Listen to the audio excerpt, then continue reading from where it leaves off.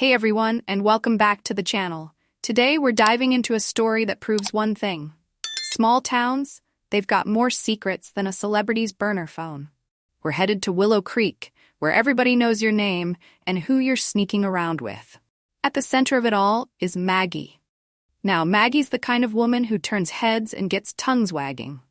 Let's just say her poor husband Thomas is in for a world of hurt. We're talking scandal, betrayal, and enough drama to make your head spin. Hit that subscribe button and stay tuned. Things are about to get juicy. Willow Creek thrived on gossip. Every little whisper, every juicy secret traveled like wildfire through the town. Folks loved nothing more than to sit on their porches and dish about their neighbors' business, even before their own chickens hatched. Take Maggie, for instance. The rumor mill had her paired off with Butch, the butcher from over in Redbud. Apparently, even with her kids all grown up, Maggie still had a wandering eye. She'd been with every Tom, Dick, and Harry, they said, neglecting her chores and chasing after men. Some folks even swore the whispers had reached the county fair. Not that Maggie cared. It wasn't that she wasn't ashamed, not exactly. It was more like her desires were too deeply ingrained to be bothered by a little gossip. Maggie had been turning heads in Willow Creek for almost 30 years. Back in her younger days, she was a looker, attracting plenty of suitors. But somehow, she ended up with Thomas. He was a good man, hard-working and patient, but simple and a little slow. The neighbors often joked they were an odd pair, the prettiest woman in town hitched to a man who could barely keep up. Truth be told, Thomas wasn't the sharpest tool in the shed, but he loved Maggie and his boys more than anything. He worked himself to the bone to provide for them. The poor guy couldn't catch a break. One son went down the wrong path and ended up in rehab, while the other hightailed it to the border after graduation to work as a hired hand. Thomas had hoped a beautiful wife would bring him some respect, but it wasn't working out that way. Despite having a husband and grown children, Maggie couldn't shake her flirtatious nature. A few years back, there were hushed whispers about her carrying on with a couple of construction workers from the next town. Word had it she'd even sneak off to the county fair while her husband was away, meeting up with some old codgers. These stories reached Thomas's ears, of course, but he never believed them. He clung to the belief that Maggie was loyal and devoted to their family. And to be fair, she wasn't lazy. She pulled her weight around the farm and kept a tidy house. It's just that her needs, particularly in the bedroom department, were more than her poor husband could handle. Folks would say, with Maggie carrying on like that, Thomas was bound to lose her sooner or later. And who could blame them? She was a woman of a certain age, sure, but her appetite for those bedroom shenanigans hadn't dimmed one bit. A few years back, the rumor mill went wild with stories of Maggie sneaking around. With her natural flirtatiousness and a body that just wouldn't quit, it was no surprise she was looking for action elsewhere. She wasn't like the other women in town, content to dress plainly, whether they were working the fields or heading into town. No, Maggie always had a touch of color on her lips, a little something to accentuate her figure. She didn't believe in letting herself go, not like those frumpy farm wives always covered in dirt and flour. More than a few married men in Willow Creek had been caught staring at Maggie, and who could blame them? She was practically begging for it. The way she moved, the way she talked. You got the feeling one good conversation was all it would take for her to jump into bed. Deep down, Maggie was consumed by a burning desire. She was constantly on the lookout for a man who shared her proclivities, a man who could give her what Thomas couldn't. At the edge of their property, bordering the pasture, stood a ramshackle shed. Thomas had built it as a makeshift shelter, a place to escape the elements while tending to the livestock. Maggie spent a lot of time out there, looking after the chickens, ducks, and a few beef cows they were fattening up for the market. She'd often take the cows down to the creek to graze, using any excuse to show off her figure. The old geezers in town had nicknamed her the Cattle Queen because she wore the most scandalous outfits when she paraded those cows around. It was always something skimpy, something that showed a little too much leg, a little too much cleavage. Whether she did it for attention or for some deeper reason, nobody could say. One afternoon, while Maggie was tending to the cows by the creek, she heard the roar of a motorcycle approaching. "Evening, ma'am. Are you selling any of those fine bovines?" "Not today, honey. Got a buyer lined up for these beauties." Maggie purred, her eyes sparkling with something more than just politeness as she got a good look at the stranger. He was built like a brick house, with rough hands and a twinkle in his eye. Butch, for it was he, grinned, his face lighting up like a kid in a candy store. "Shame, but hey, a fine woman like yourself wouldn't turn down a fella a glass of sweet tea, would you?" "Well, my house ain't exactly nearby," she drawled, "all the way on the other side of town, but if you ain't in no hurry." Butch's eyes raked over Maggie, lingering on every curve, every stray strand of hair. It was almost embarrassing, the way he looked at her. Maggie could feel her cheeks burning under his gaze. "Whatcha staring at me like that? Trying to eat me alive with your eyes?" she asked, her voice a husky whisper. Butch chuckled, momentarily speechless under her scrutiny. "Well, darlin', you're a sight for sore eyes, that's for sure. Luckily I didn't have a heart attack right here on the spot." He leaned back, shaking his head. "Don't get me wrong, ain't nothing wrong with my wife, but, well, she ain't no spring chicken anymore. And let's just say she ain't exactly a ray of sunshine, you know? You're one fine woman, Maggie. Bless your heart, you're sweeter talkin' a fella than my own husband."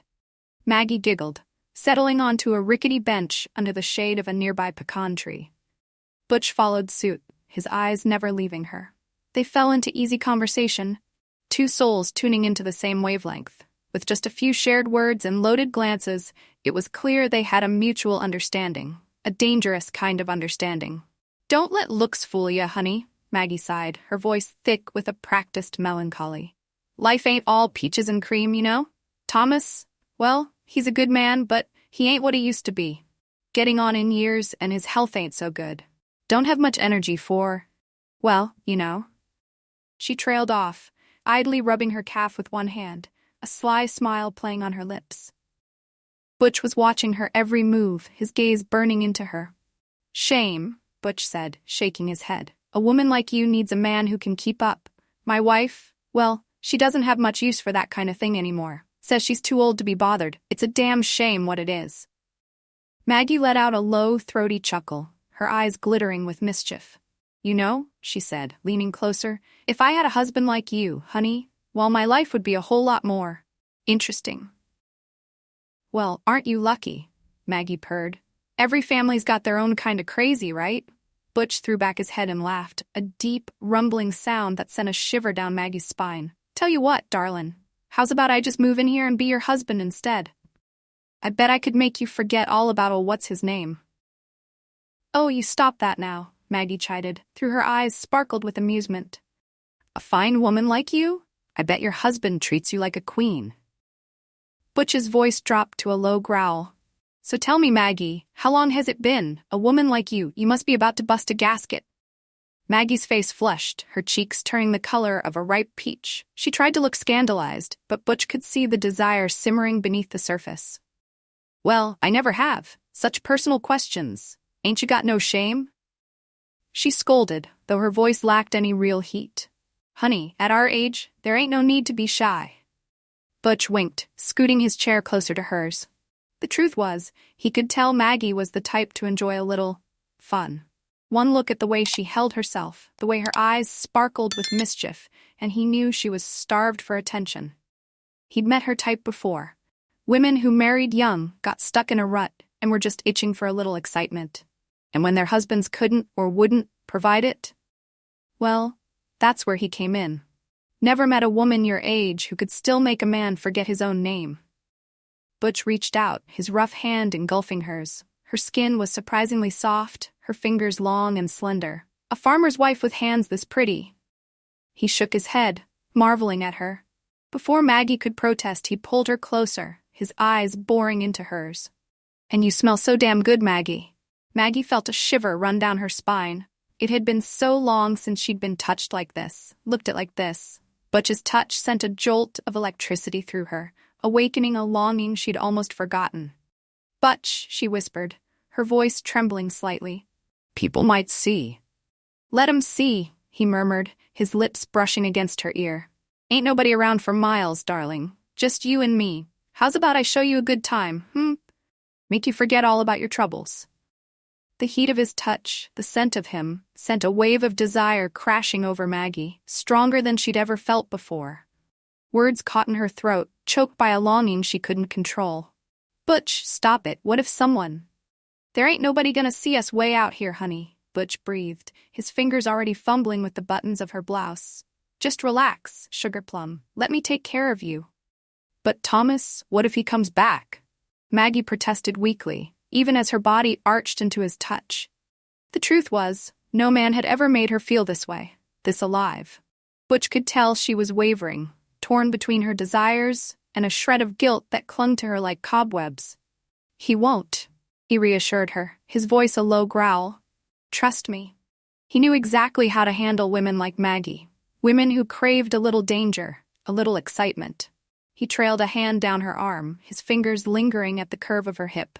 If Thomas hadn't been due back later that afternoon, Maggie suspected she would have let Butch have his way right then and there. No, Butch, we can't, she gasped, pushing him away with surprising strength. What if someone sees us?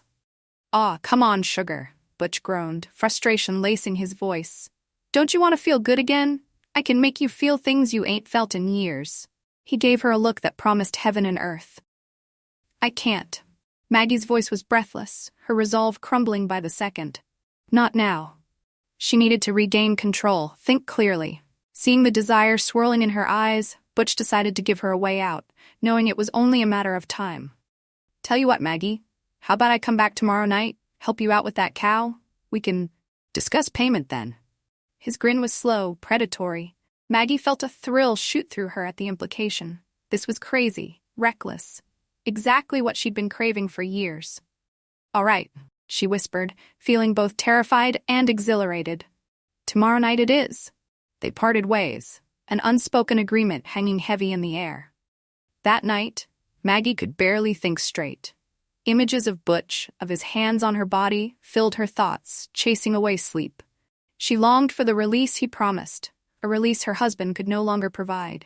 She justified her actions, telling herself that Thomas wasn't the man he used to be, that he didn't desire her anymore. But deep down, she knew it was a lie, a way to ease her conscience. The next day, Maggie arranged for her granddaughter to stay with her daughter for a few days, needing the house empty for her rendezvous with Butch. When Thomas went out to the shed that evening, Maggie stopped him, inventing a reason for him to stay put. You stay inside tonight, Thomas, she said, her voice laced with a nervousness she hoped he wouldn't notice. Don't need you catching your death of cold in this weather.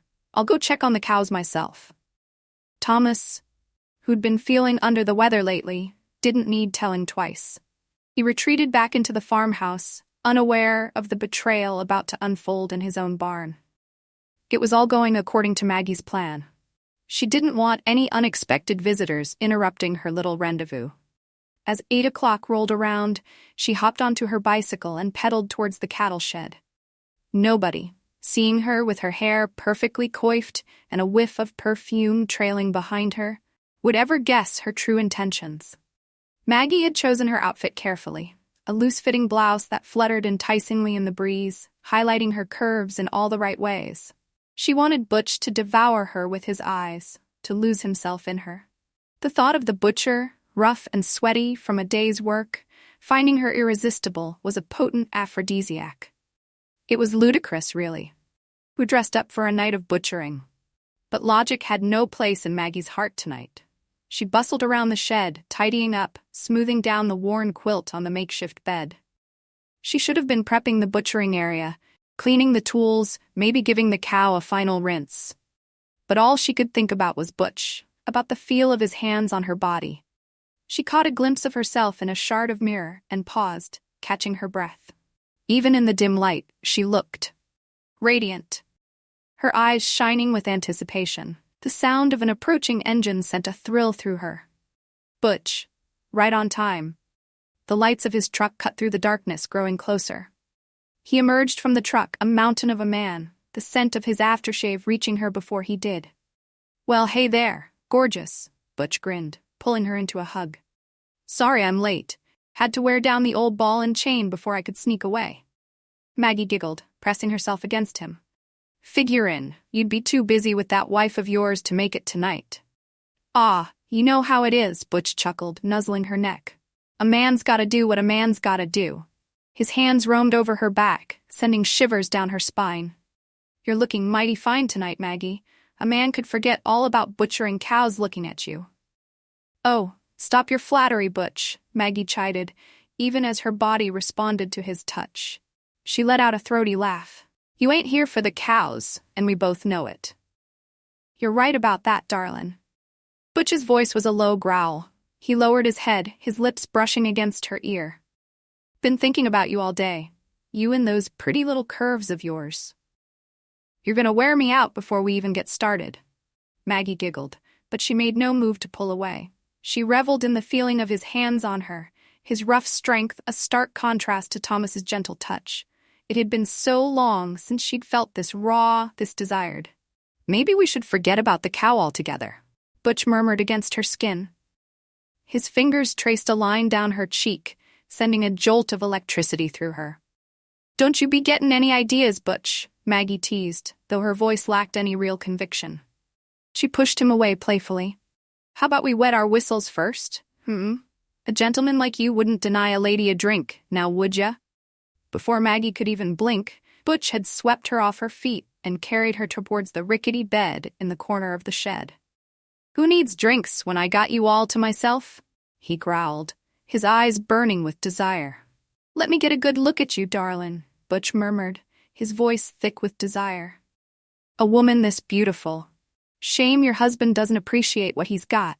He lowered her gently onto the bed, his hands already mapping the curves of her body.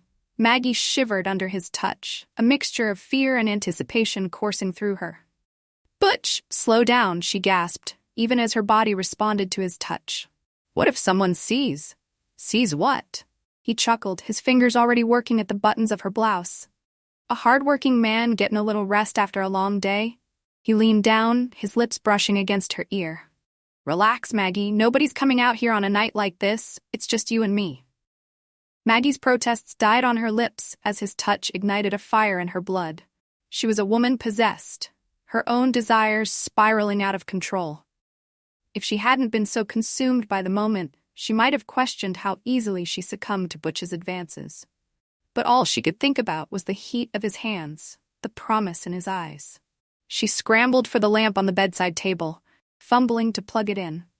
The dim bulb cast long shadows across the shed, but at least they wouldn't be caught in complete darkness. Never met a man who could work so fast, she breathed, her voice hoarse with desire. Butch chuckled, a low rumble in his chest. That's right, darlin'. Just you relax and let me take care of things. And then, words were forgotten. Lost in a whirlwind of tangled limbs and ragged breaths, they found themselves surrendering to the moment. All thoughts of right and wrong, of consequences, vanished into the night. There was only the raw, primal need that pulsed between them, a desperate hunger that had been simmering for far too long. Maggie lost herself in the feel of Butch's hands, his weight, his scent. It was like nothing she'd ever experienced, this wild abandon, this complete surrender.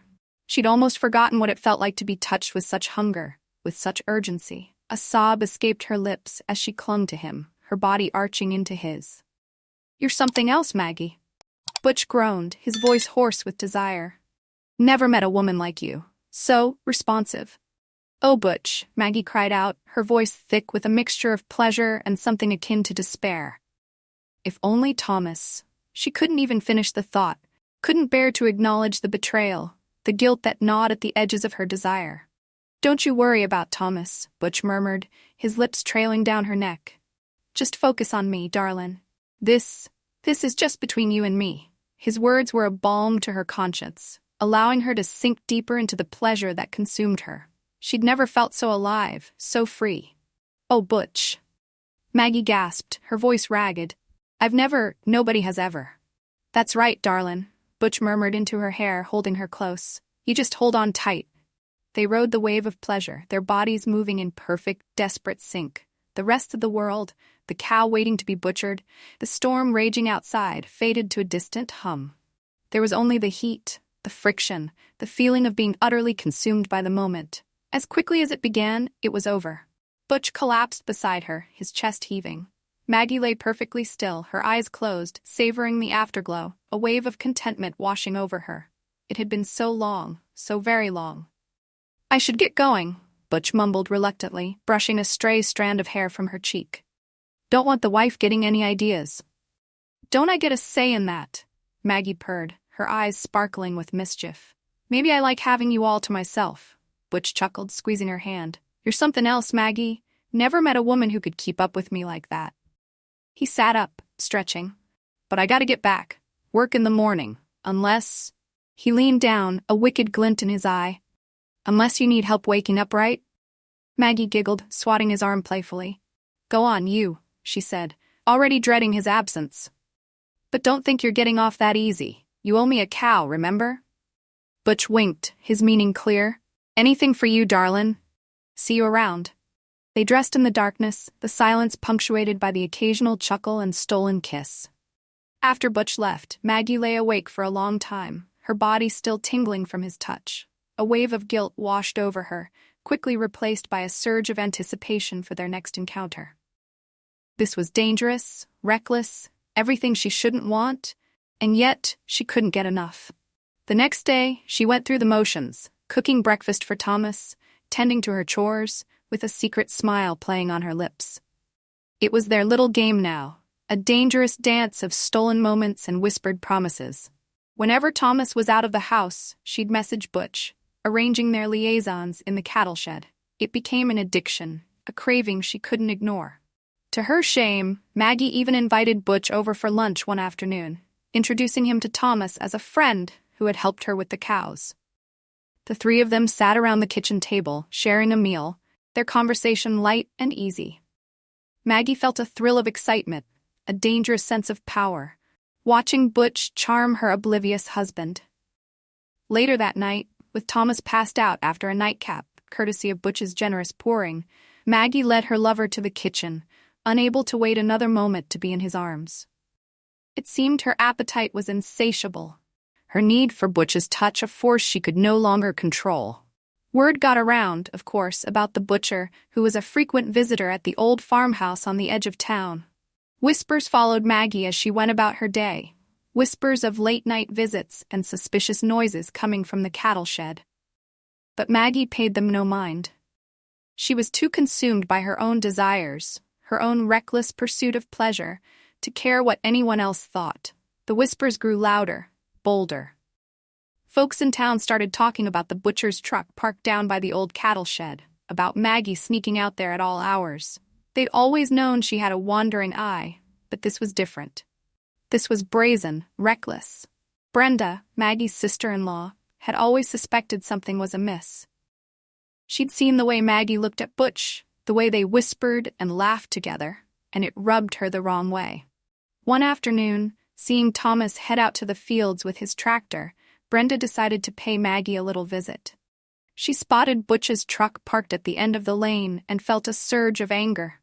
Her brother, working himself to the bone, while his wife was carrying on with another man under his own roof. She marched up to the farmhouse, her blood boiling. The door was ajar, and she could hear muffled noises coming from the bedroom. Brenda didn't hesitate. She threw open the door, a scream dying in her throat as she took in the scene before her. Maggie and Butch caught in the throes of passion, their clothes scattered across the floor. Brenda didn't waste time with words. She grabbed the phone and called Thomas, her voice shaking with rage. "Get your sorry butt back here right now." She spat into the receiver. "And bring your shotgun." Minutes later, Thomas came crashing through the door, his face a mask of fury and disbelief. Butch, caught with his pants down, literally, scrambled for cover, barely managing to pull on his trousers before Thomas was on him. The sound of their struggle, the thud of fists against flesh, echoed through the house. Maggie could only watch in horror as her husband, normally so gentle and kind, transformed into a raging bull. She'd never seen him so angry, so utterly betrayed. Tears streamed down her face as she begged him to stop, but her pleas fell on deaf ears. Butch, his face bloodied and bruised, finally managed to break free of Thomas's grasp and scrambled out of the house, fleeing into the night. The neighbors, drawn by the commotion, gathered outside, their faces a mixture of shock and grim satisfaction. Brenda, still trembling with anger, launched into a tirade, her words like venom aimed at her disgraced sister-in-law. Maggie, huddled on the floor, her body racked with sobs, couldn't bear to look at them. For a while, life in the farmhouse was a living hell. Thomas, his heart shattered, barely spoke to Maggie, the pain in his eyes a constant reminder of her betrayal. The whispers followed her everywhere she went, a chorus of condemnation she couldn't escape. But as the weeks turned into months, the initial rage and hurt subsided, replaced by a weary resignation. Thomas, true to his nature, eventually forgave Maggie, or at least pretended to. They fell back into a routine, their marriage a pale imitation of what it once was. The neighbors, tiring of the scandal, eventually stopped talking, though their judgment lingered in their eyes. Despite everything, Maggie never truly expressed remorse for her actions. She blamed Thomas, her own unhappiness, the monotony of their life together. Deep down, a part of her still craved excitement. The thrill of the forbidden. Whether she'd learned her lesson, whether she'd changed her ways, remained to be seen. Well, there you have it. The story of Maggie and the town that never forgets. It leaves us with a lot to unpack, doesn't it? What would you do in Maggie's shoes? Let me know your thoughts in the comments below, and let's discuss.